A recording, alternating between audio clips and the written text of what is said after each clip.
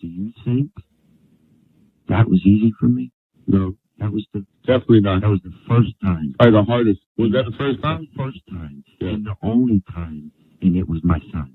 Yeah, that's tough. Okay? Yeah. And the one and only fucking reason was I knew what was coming. How'd you know? That's crazy you said that. You were right. Son. You were right. I knew what you were going to do. Yeah. That's why after the first one I said, okay, number two, then number three. Right. Yeah. Yes. That's right. And you know what's crazy, son? What's that? The people's house that you went in, they just left.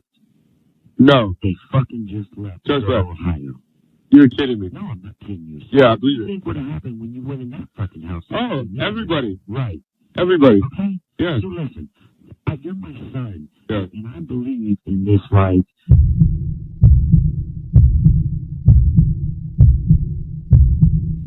Hello, guys. So I wanted to read this part of this article. I had read it during a live, but a lot of this stuff gets lost in my long lives. I know, I admit it. But I wanted to read this part because it talks about Wade's adoptive sister, the letter that she wrote to the courts or whatever, because we didn't get to hear that letter. We only got to hear the letter that Candy and Steve wrote, his adoptive parents, but we didn't get to read any of the other ones. And we heard, they said, oh, his sister wrote a letter, but we're not going to read it. It's sealed. So I don't know how this reporter got to read it, but this reporter quotes some of it.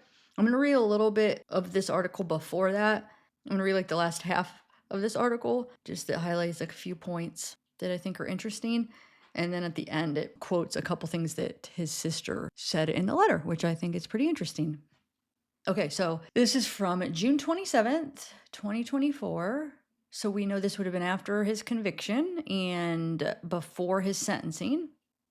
Shirley, which is Wade's attorney, it says, Shirley said the medical examiner during the testimony portion of the guilt phase said it was unclear if Melton and Ruiz were conscious when Wilson suffocated them. The state argued both fought for their lives. As he continued to present the counter-arguments to jurors, Shirley said it is unclear whether Ruiz resuscitated 3 or 4 times while Wilson strangled and beat her, because Wade said that she did. So his lawyer's saying, well, it's unclear if she did. Wilson told authorities Ruiz was a fighter and came to life as many times before he ran her over, between 10 and 20 times. He's embellishing, Shirley said, of the narrative Wilson provided to Testaseca. He's sick. This is his lawyer saying that.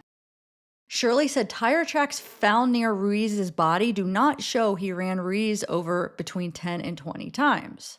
So his point, here's the point why he's saying that. His lawyer says, I didn't highlight this part, but I'll read it right here. It says, if she wasn't conscious, then she wasn't experiencing the pain and fear the state wants you to believe, Shirley said.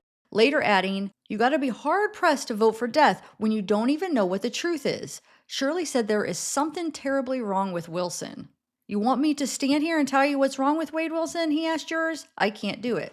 Shirley said law enforcement did not send a swab over that would link Wilson to Melton and Ruiz's deaths, described as a key piece of evidence. He's not in his right mind all the time, Shirley said, hinting at insanity as he pointed at an October 2019 photo where Wilson had no face tattoos. He then pointed at Wilson, sitting to his left, alluding to the facial designs as a sign of insanity.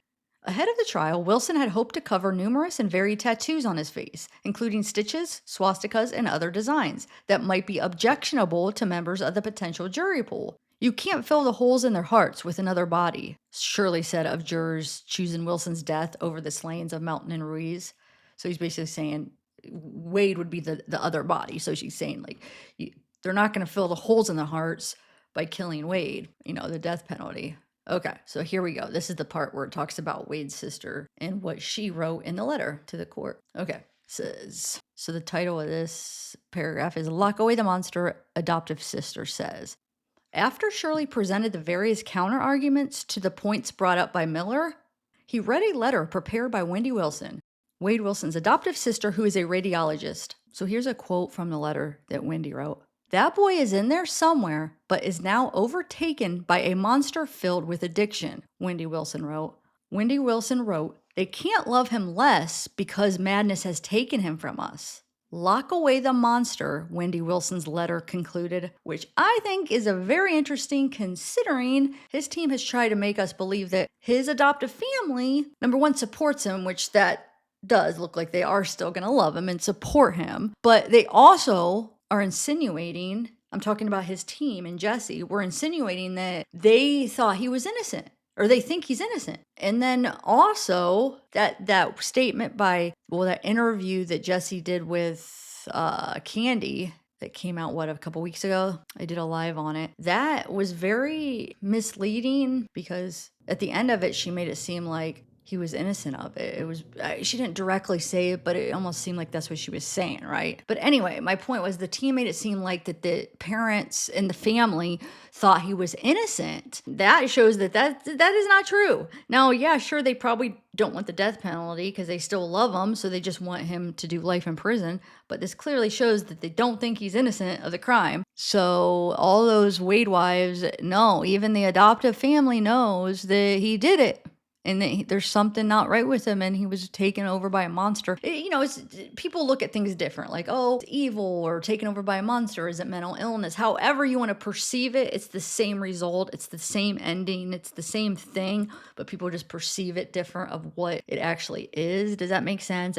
If it's like a mental illness, or is it a religious thing, like an evil spirit, or she says taken over by a monster. I'm still not sure what is she thinking it's a mental illness, but it just depends on people's beliefs and how they view things like that. So some people don't believe in like psychology and they're more religious. I'm not saying like religious people don't believe in psychology. I'm just trying to explain it here, that it just depends on how you look at it, even though it's the same result. We have a very broken individual that's like not thinking right, does horrible things, appears that he does not feel empathy at all. So that's another way to look at it. Is it biological? Which, that is still psychological. Like a psychopath would be a biological thing that's going on that he's lacking, but considered, a mental illness too. So it just depends, what people believe in. So definitely something wrong with his brain. Not an excuse, but obviously somebody that could kill people like that and says he'll do it again and that has no really empathy for it. Like he talks about it. He wanted to go freaking see Diane. Oh, give me a burger and fries. I'll take you. Like, I need to see it. He said, oh, I need to see it so it reminds me of what I did. And like, he needs to see it to learn, like to see how evil he is or something. I don't know. But yeah, there's obviously something wrong up there that normal people don't just go killing people and don't feel bad for it and enjoy killing people. It's not a normal brain that is doing that. So it's not an excuse, but obviously there's something going on where he is thinking different than what a normal healthy person would. We wouldn't be able to go kill somebody and have no remorse or guilt about it or feel like no empathy, But yeah, I just thought that was interesting. I wanted to share it with you. Well, I already shared it in a live, but like I said, it's in the middle of a really long live, so thought I'd make a little short pre-record because it is important, and I haven't seen it anywhere. I have not seen anything about the letter. So when I found this newspaper article, I'm like, wait, what? I didn't know that. All right, guys, have a good day. Bye.